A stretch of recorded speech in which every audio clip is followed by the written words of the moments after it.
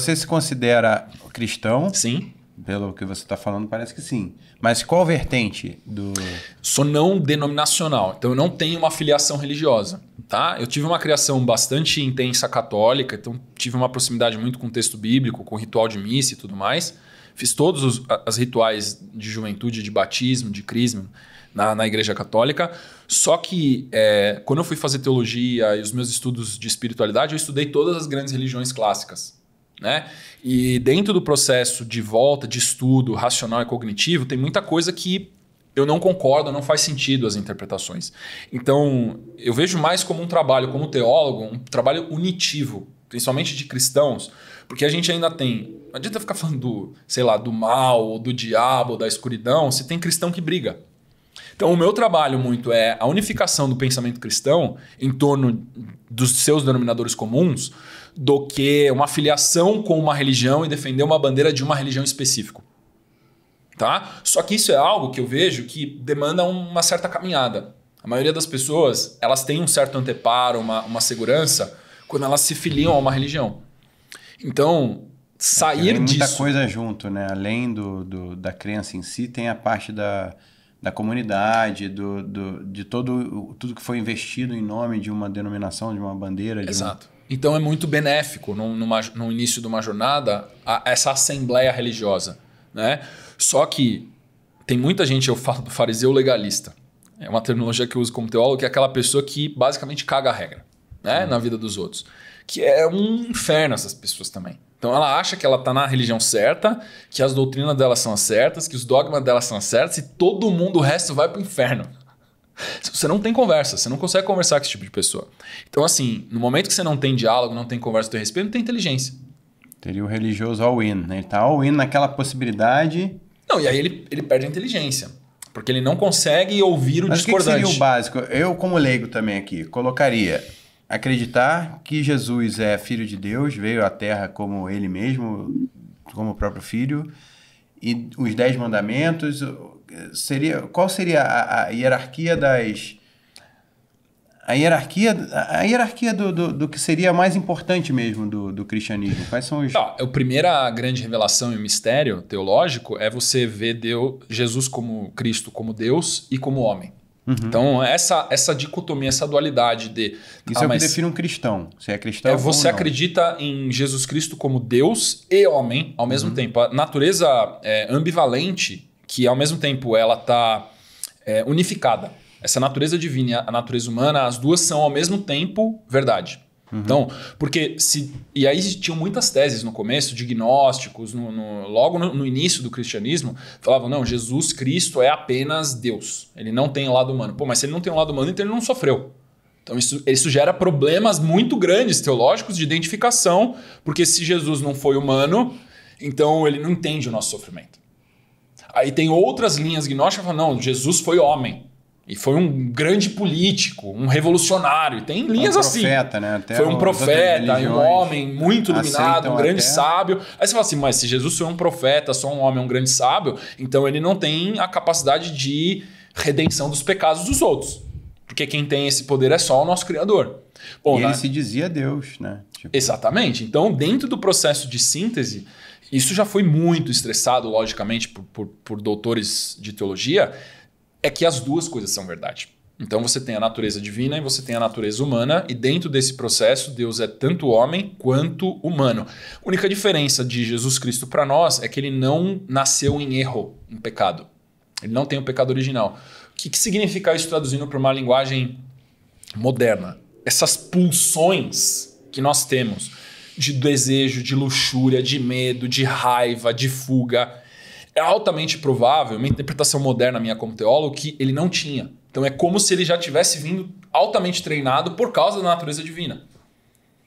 Tá? Tem uma interpretação de um teólogo que eu gosto bastante, que ele fala assim, imagina que Jesus, para você entender a natureza ambivalente de Jesus, imagina que Jesus era um grande milionário, grande proprietário de terras, ele tinha uma Porsche lá na garagem dele, só que quando veio visitar um amigo dele da infância, e ele chegou de ônibus e tudo mais... ele foi buscar esse amigo, não com a Porsche dele, porque esse amigo não tinha condições, ou aquilo ia ser uma ruptura muito grande de realidade para ele, mas ele foi de ônibus, porque era a linguagem que o amigo entendia. Isso no trajeto de andar de ônibus, de andar a pé na cidade, de conversar com amigo, de sentar num restaurante na beira da calçada, de conversar de coisas simples do dia a dia, não invalidou a Porsche na garagem. A Porsche na garagem tá lá. É dele, tá lá. Tá lá. Ele só escolheu não usar para usar a linguagem mais apropriada para aqueles intermediários que estavam com a gente ali. Então, essa metáfora para mim faz bastante sentido hoje também, e por isso que eu adotei ela, porque a divindade, a onipresença, a onipotência, a onisciência é uma capacidade que Jesus escolhia usar ou não em determinados momentos. Então, quando ele vem como humano, ele fala, eu vou sentir 100% dessa dor como humano. Então, quando ele foi crucificado, ele sentiu 100% da dor do prego. Ele sentiu 100% da lança entrando dentro dele. Ele sentiu 100% do amargor de ser rejeitado socialmente por aquelas pessoas que diziam que amavam ele. Então, eu acho que essa é o principal. É a principal revelação. Não eram aquelas pessoas e sim todos os filhos dele, né? Tipo, isso é mais doido ainda. Né? Exato. Então, essa é, na minha visão, o que classifica, o que qualifica você para se denominar cristão. Eu acredito que Deus, Jesus Cristo é Deus e também humano. Então, essas duas coisas te dão qualidade para ser um cristão. Aí, cada denominação vão fazer requisições diferentes. Sim, mas em relação aos 10 mandamentos também... Os 10 mandamentos, eles vêm do Antigo Testamento, né? Principalmente do livro de Levíticos, e são regras de bom convívio e bom viver. Porque você tinha, por exemplo, antes, nas religiões do antigo Oriente Médio, você tinha a lei de talião, onde é aquele olho por olho, dente por dente. Só que quando você faz isso, você, na verdade, cria um forte impulso à autoexterminação. Você imagina que teve um assassinato. Você está confiando no bom senso, mas de uma forma mais bárbara possível, né? As duas comunidades perdem. Sim. Então, a gente vê que o processo evangélico do próprio Jesus veio como uma lei política superior à lei anterior. Porque quando você tem uma tribo, e antes da lei de Talião, por que a lei de Talião se tornou uma realidade política verdadeira? Porque antes dessa lei de Talião, você tinha assim, você matou uma pessoa da minha família, eu mato 3 da tua. Você matou 3 da minha, eu mato 9 da tua. E aquilo tinha uma capacidade de escalar absurda. Você não tinha uma capacidade de construção civilizatória com vizinhos, porque toda vez que você encontrava determinada pessoa, você precisava investigar se aquela pessoa era um inimigo ou se era um aliado, e se fosse um inimigo, você entrava em guerra naquela hora. Esse é um dos costumes que, antigamente, você quando encontrava uma pessoa, você fala assim, eu sou Duda, filho da Leda, da família dos Nagli, de não sei da onde, de tal região. Porque daí, quando você puxa o ancestral do outro, tu fala, opa, então a gente é parente. Opa, então a gente aqui não é inimigo. A gente é parente, podemos jantar junto. Agora, se fala assim, você é dos Nagli, já saca a espada e... Entendeu? Se tem história, já começa ali o sangue. Isso era como era antigamente. Então a gente teve todo um processo de assimilação cultural, de até instinto de sobrevivência, que a gente teve que achar leis políticas que funcionavam melhor. A gente tem esse relato bíblico também como uma própria evolução da lógica humana. Então a gente tem lados que são revelação, mas tem lado também que é o desenvolvimento do próprio bom senso. Tá? E a gente tem, sem dúvida nenhuma, a estrutura da sociedade ocidental são os valores judaico-cristãos. E a lógica grega e o direito romano. Então a gente tem esses 3 grandes pilares. Né? A ética judaico-cristã, o direito romano e a lógica grega. A sociedade civilizatória ocidental é baseada nesses 3 grandes pilares. O que a gente conhece e chama de sociedade. Mas tem muitas outras maneiras de você construir uma sociedade. Só que o que verdadeiramente prosperou foram esses 3 grandes pilares. Então eles são a sua sustentação. Por que a gente vê hoje as igrejas pentecostais crescerem tanto? Aquilo que eu falei um pouco antes atrás de relacionamentos, promessas com intensidade afetiva. Então, quando você tem uma pessoa que às vezes está perdida na vida, não tem significado, está confusa, e você é acolhido numa assembleia, você é dado uma causa a que defender, você é dado um significado para você viver a sua vida até os momentos mais difíceis.